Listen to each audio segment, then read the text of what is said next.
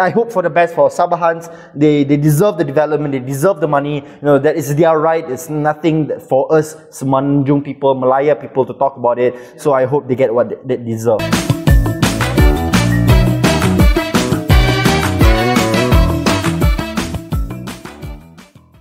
Jom, dengar dulu. Selamat kembali kepada podcast baharu dengan edisi Bulletin di mana kita akan mengulaskan berita-berita terkini sama ada nasional ataupun geopolitik bersama saya Zarul. Dan hari ini kita akan membincangkan pasal topik yang very interesting yang terjadi dalam minggu ini dan beberapa minggu lepas, iaitu di mana Zohran Mamdani, seorang originally a Ugandan Indian man that went to America and then got the citizenship and telah bertanding sebagai mayor New York, yang telah memenangi pertandingan pilihan raya tersebut sebagai seorang Muslim Indian man. And it's very special sebab New York City yang di mana mengikut sejarahnya it's very anti-Muslim oleh disebabkan what happened in 9/11. And it's very interesting especially di mana at the start of the election, pilihan raya, pada permulaan pemilihan raya itu, he's not even a huge candidate. Opponent lain don't view him as a threat. Tapi sekarang dia telah memenangi pertandingan tersebut. And Zohran Mamdani is a very special candidate, not only dengan latar belakang dia dan juga polisi-polisi yang telah dia utamakan dan bawa ke depan semasa pilihan raya ini. Dan antaranya adalah satu, iaitu rent freezing, di mana dia ingin menghentikan pembayaran sewa rumah untuk sementara waktu untuk memastikan ekonomi negara Amerika ataupun New York untuk stabil, baru akan melanjutkan. Second, iaitu pendidikan New York ingin diperbaikkan. Third, memberikan bas yang percuma dan juga kedai-kedai runcit untuk membeli barangan rumahan dengan yang disponsor oleh pada state, which is New York City. And also fourth, di mana mereka nak mengukuhkan status New York sebagai Sanctuary City. Sanctuary City adalah di mana sebuah bandar itu mereka melindungi parti-parti, iaitu pendatang asing, dan menolong mereka mendapatkan kewarganegaraan di Malaysia, di US. Dan di mana pada masa ini kita ada Trump yang actively push down and take down the immigrants yang ada dekat Amerika. Dan that's why Zohran Mamdani is a huge role, because he is against Trump. And Trump pun dalam beberapa occasion yang telah label Zohran as an enemy, as someone that's bad. And most importantly, I think one of his biggest policies, the fact that Zohran ni adalah seorang yang socialist, and which many people play and call him communism lah, which is totally two different things. Okay, so I think going back into a brief explanation of who Zohran is, apakah yang dia utamakan, Zaro, right? Do you think in Malaysia we have someone like Zohran, where he has outside of the box ideas to fundraise, where he is for the people and he's actively involved on the ground? So one example is berapa tahun yang lepas di mana dia menyertai sebuah protes untuk they hunger strike kebuluran. So what they call, right? They hunger strike themselves for 15 days, where Zohran cuma minum air dan minum Gatorade, that's all, no food. That's how much of commitment yang dia ada kepada rakyat-rakyatnya di New York City. Do you think in Malaysia kita ada seorang pemimpin yang macam Zohran Mamdani? Maybe a little bit of him, or maybe like just like him, or how? Menarik pasal Mamdani. Bukan Madani, Mamdani. So orang declare news is a Muslim Shia first mayor in New York. Yes. So yang paling saya rasa orang yang tertarik pasal Zohran ni adalah bagaimana dia menjalankan campaign. Okay. Menarik. Dan campaign ini sangat bertepatan dengan background dia. Ya. Dia kadang-kadang ada yang tak stay background tu macam ni, tapi campaign dia macam ni, dia tak dapat relate. Yes. Dia tak dapat relate, orang akan tak dapat relatable dengan campaign yang dia bawa. Betul. Zohran ni sangat best, sangat pandai kerana bagaimana background dia itu relate dengan apa yang dia campaignkan. Kita tengok polisi yang dia bawa, affordable housing, pasal rental, pasal class, pasal children care, childcare. Semua ini kerana bagaimana dia dibentuk. Dia imigran daripada ayah dia daripada Indian. Dia daripada Uganda.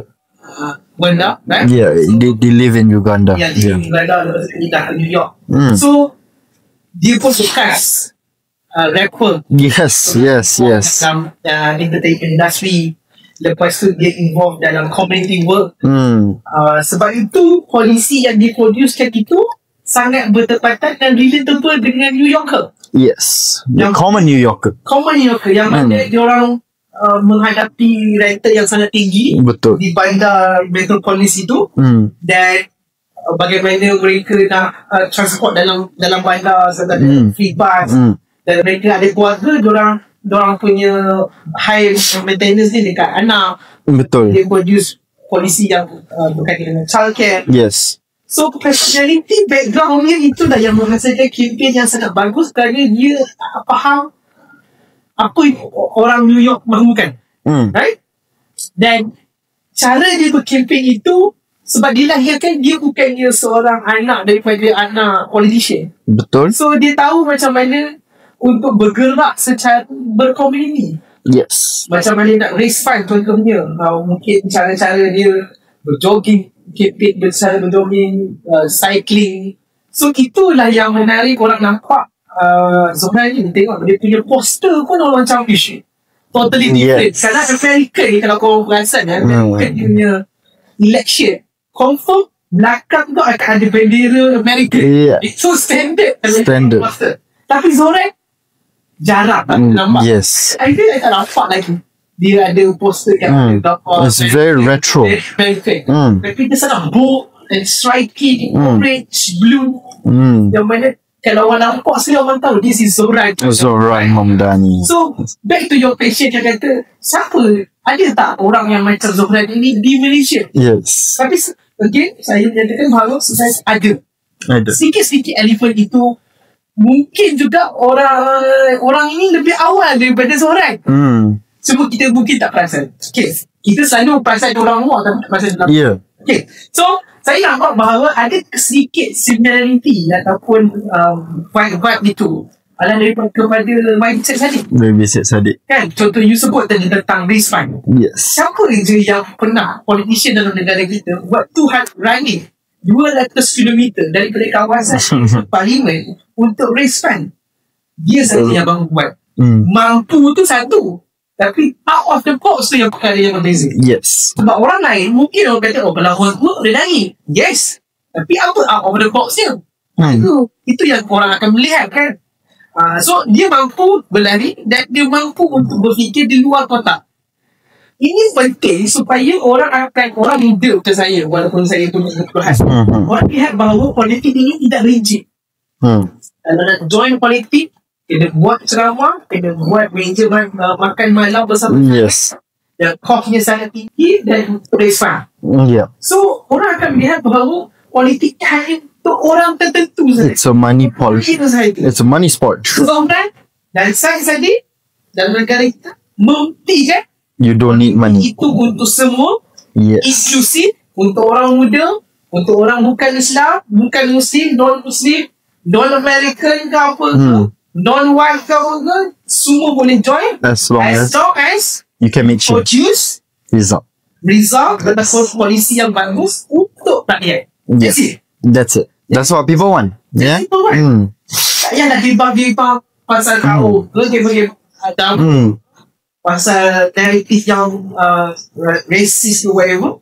Straight to the point, this is apa yang akan I tawarkan dalam polisi. Dan bagaimana I nak buat, contohnya bagaimana I nak laksana out of the box. Lain daripada norma biasa. Orang akan melihat, this is our next leader. Yes. It's reflective. Alright, so I think itu saja yang kita nak ulaskan mengenai pilihan raya yang dekat New York City. Dan sekarang ni dekat Malaysia pun kita ada pilihan raya, iaitu PRU Sabah, pilihan raya umum Sabah. Dah bukan PRN sebab Sabah tu bukan negeri pun. Memang dari dulu wilayah. So recently they have changed it. Alright, so talking about pilihan raya umum Sabah, Zarul, right now we have a lot of party that's contesting, right? Recently kita nampak APCO, Iwan Benedict, the minister, stepped out and then decided to contest on themselves. Do you think this time around PRU Sabah akan memainkan peranan yang besar generally, whether for Sabah or whether for Kerajaan Persekutuan as a whole? What do you think about it? Ya, dia adalah pilihan raya umum Sabah, bukan pilihan raya negeri Sabah. Bila diorang declare wilayah, dia dipanggil pilihan raya umum Sabah. Apa pentingnya pilihan raya umum Sabah pada kali ini adalah satu, untuk melihat kepada prestasi Kerajaan Madani sekarang. Sedemi tahu, so orang akan menilai apa beneficialnya Kerajaan Madani kepada negeri Sabah. Kepimpinan Anwar Ibrahim contohnya. So orang akan menilai faktor of Kerajaan Madani. Tapi lebih menarik adalah apabila ada episod-episod yang mana parti komponen dalam Kerajaan Madani, iaitu parti yang besar di Parti Pakatan Harapan, salah satu parti komponennya dah keluar dari Pakatan Harapan. For me, dia akan melihat ada sedikit kegoyangan di situ lah. Kerana dalam masa musim dan berhaya ini, sepatutnya kerajaan yang parti yang komunis dalam kerajaan yang paling banyak, parti paling besar, sepatutnya getting better, getting stronger. Tapi ada satu komponen sudah keluar daripada Pakatan Harapan. Makes it shaky. Very interesting. Yes. Apa lagi selepas ni? Sebab sekarang ni dulu Pakatan Harapan inklusif dengan Sabah kan, boleh terima dalam Pakatan Harapan. Sekarang apa pun keluar, so dia dah jadi macam PH is only for Semenanjung, and then dekat Sabah dah macam tak ada wakil kan. So very interesting. Dan juga melihat kepada siri-siri sebelum ni. Contohnya ada siri corruption video dikeluarkan terpaling dengan isu-isu corruption. Adakah rakyat Sabah akan memilih orang yang sama? Very interesting. Very interesting, yes. Dan PMS pun sebut barang ni tentang dia nak memberikan 17 bilion, bukan 10 tapi 17 bilion. Yes. Dan saya pun tak tahu apa dari mana, kalau kita lihat pun tidak ada urus lebih statistik peruntukan ataupun hasil daripada setiap negeri itu tidak diperincikan secara halus. Tapi interesting untuk melihat dari mana angka 17 itu dikeluarkan. Dan lebih penting adalah anak muda. Ini paling penting lah. Yang mana ada siri-siri, contohnya demonstrasi anak muda baru ni pasal kes Zara Khairina, contohnya ada kes tentang anak muda buat demonstrasi jalanan di Sabah. So ada menaiknya awareness tentang anak muda di sana. Cuma kita nak lihat juga ke mana mesti anak muda tidak hanya Sabah. Itu yang boleh kita melihat peranannya yang ada di Sabah ni.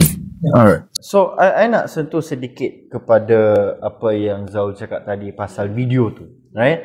And I think culture atau budaya rasuah, corruption bukan lain di dalam budaya politik Malaysia. It's a common thing. Unfortunately, it's a common thing, right? And we talk about the 17 billion di mana PMX announce lah, tapi dia cakap dekat the person there that we already have given 14 billion and we don't know where the number is and etc. Okay, so let's just assume, right, the number is real and Persekutuan has given the 14 billion to Sabah, and considering that it has been the same faces in the Sabah government, I think we don't really see new faces or maybe new parties, tapi muka dia sama je, right? So let's say even if, right, Persekutuan did give this 14 billion, if lah, right, do you think we can actually see a change or like an actual development in Sabah? Jawapan itu memang kena memulangkan kembali kepada rakyat Sabah.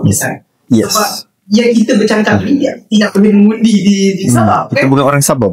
Memang terpulang kepada orang Sabah untuk memilih adakah orang politik yang terlibat dalam yang dikatakan terlibat dalam corruption ini akan dipilih semula. Itu memang orang Sabah kena decide, right?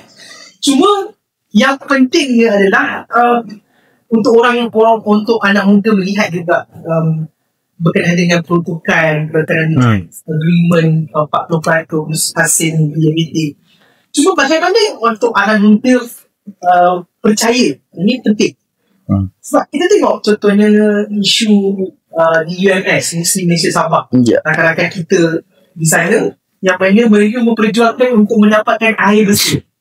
Basic. Ini sangat basic dan sangat ironi. Ini sangat ironi. PFS umum 17 bilion sebelum ini semua macam-macam 600 juta tak silap saya kan bajet baru-baru ini. Tetapi orang muda pergi belajar dari UMS tapi pergi toilet tak ada air. So dia macam kontradik. Ironi dan bila where is the money? Tapi air tak ada. Bila balik kampung jalan tu rosak, elektrik ke apa benda semua semua kurang. Where is the money? Macam mana orang nak percaya pada emang yang diumur? Yes, betul. Dan kalau katakan emang tu diumur dan diberikan, dan orang yang uruskan itulah orang yang terbaik dengan corruption. Betul. So ini sangat menarik untuk melihat ke mana arah undi anak ataupun rakyat Sabah terutamanya untuk mereka memilih betul-betul memilih. Betul. Pemimpin yang bersih, pemimpin yang berwibawa dan yang menjaga amanah yang fund yang orang akademik itu hanya orang Sabah kena jawab dan kena tunjuk dalam atas ini. Betul. So yeah, I think I agree. Saya bersetuju dengan apa yang Zarul cakap. Pilihan pada at the end of the day adalah dapat pada undian orang Sabah, right? We cannot say much, but I think it's been too long, sudah sejak lama di mana wilayah Sabah dianaktirikan oleh persekutuan, whether or not now or before. I think everyone takes a blame, right? Even the current kerajaan also cannot say that hey, kita dah bagi banyak duit, right? But think about it, Anwar back then was a finance minister in the previous governments that already exists. So I think to say that no one is at fault in the fact that Sabah tak dibangunkan is wrong. Sebab semua orang yang dalam kerajaan persekutuan ni pernah dulu dalam kerajaan juga, especially those yang dekat berpangkat tinggi, PMX for example, right? So I think it's unfair for us to say that ini semua salah kerajaan lama, kerajaan baru tak ada salah. But actually it's the same faces, different name, same face, right? So yeah, I hope for the best for Sabahans. They deserve the development, they deserve the money. That is their right. It's nothing for us Semenanjung people, Malaya people to talk about it. So I hope they get what they deserve, right? Now, talking about the third thing yang kita nak bincang pada episod hari ini adalah cabinet reshuffling. Pada minggu yang lepas atau minggu sebelum ini, kita terdapat beberapa menteri yang telah meninggalkan jawatan. Contohnya YB Rafizi Ramli daripada ekonomi, right? And then we have Nick Nazmi, we have Iwan Benedict, and now we might have Tengku Zafrul because of his senatorship is going to end soon. Alright, and at the same time, disebabkan reshuffling ni yang that's going to happen in December, right? There is also a lot of spekulasi yang terjadi. What if this happen? Who is going to come up, right?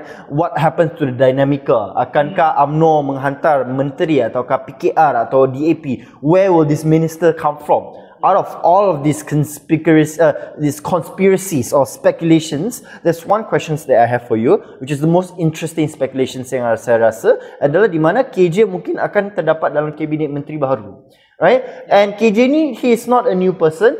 He is an experienced minister. Dulu belia, and then science and technology. Lepas tu, because of the fact that he did very good during science and technology masa pandemic, dia naikkan kepada health minister. And then there's the MySejahtera thing. We don't talk about that lah, right? So let's talk about this then, right? What if he is brought up into minister? Apakah impak akan terjadi, and what is the most likely ministership that he's going to get? Rombakan kabinet ini saya rasa yang dikatakan akan berlaku pada Disember merupakan yang kali kedua. Sebelum ini pernah buat rombakan, dan ini yang kali kedua. Dan kalau biasa menteri ini adalah daripada kuota. Maksudnya contohnya menteri ekonomi dulu Rafizi Ramli, right? Dr. Rafizi itu adalah kuota ni daripada PKR yang kenal. So biasa amalan kerajaan adalah bila kuota itu memangnya daripada parti tersebut, so itu ada yang parti tersebut juga. Tapi banyak kuota yang ditinggalkan PKR banyak, kan? Nick Nazmi pun daripada PKR ditinggalkan. Dan yang menarik lagi, A1 Benedict daripada aku yang sudah meninggalkan Pakatan Harapan. Yang ni kita tak tahu siapa yang akan mengisi kekosongan daripada aku ini. Adakah wakil daripada Sabah, MP daripada Sabah, ataupun bagaimana, itu BFS dah yang kena fikirkan. Cumanya rumus sikit, adakah KJ akan menyertai kabinet. Saya nampak bahawa kalau KJ ini menyertai kabinet, akan ada menimbulkan satu lagi camp. Kita suka sebut camp. Dia suka timbulkan camp. So camp lagi akan timbul dari pihak daripada Parti UMNO. So kalau katakan KJ diterima masuk dalam kabinet, dia akan mewakili parti mana? Itu satu soalan. Betul. Kalau dia nak mewakili parti UMNO, maka UMNO kena terima dia dulu. Terima dia balik. Kena terima balik. Bagaimana dia tak terima, dia kena rayu ataupun UMNO yang kena rayu dia, itu yes. Sebab KJ kata, saya tak pecat, tak di jawatan.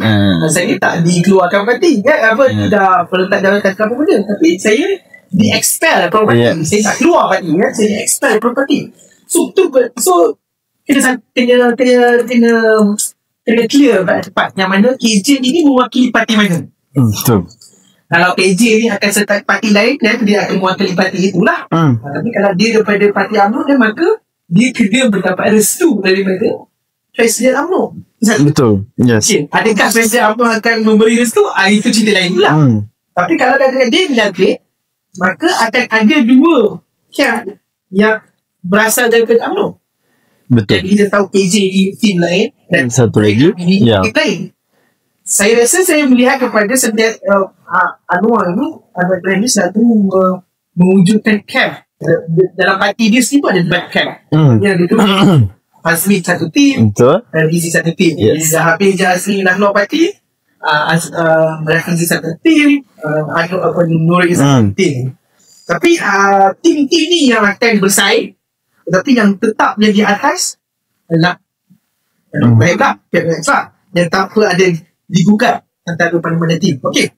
So persoalannya, kalau KJ akan masuk kabinet, maka KJ akan mewakili parti mana, dan dia akan menimbulkan dua camp yang berbeza dalam parti UMNO.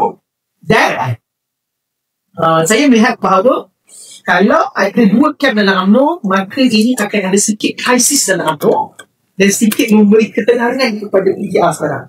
For them to susun. Sekarang terlihat PKR yang ada krisis. Yes. Walaupun dah habis pemilihan nanti, masih lagi krisis. Kerana visi masih buat hal dia, sentiasa bersuara, dan mereka nampak lagi ada krisis dalam. Tapi mungkin menerima KJ dalam masuk akan menendangkan PKR dan akan menjadikan krisis dalam UMNO. Maka ini akan benefit tu saya. Betul.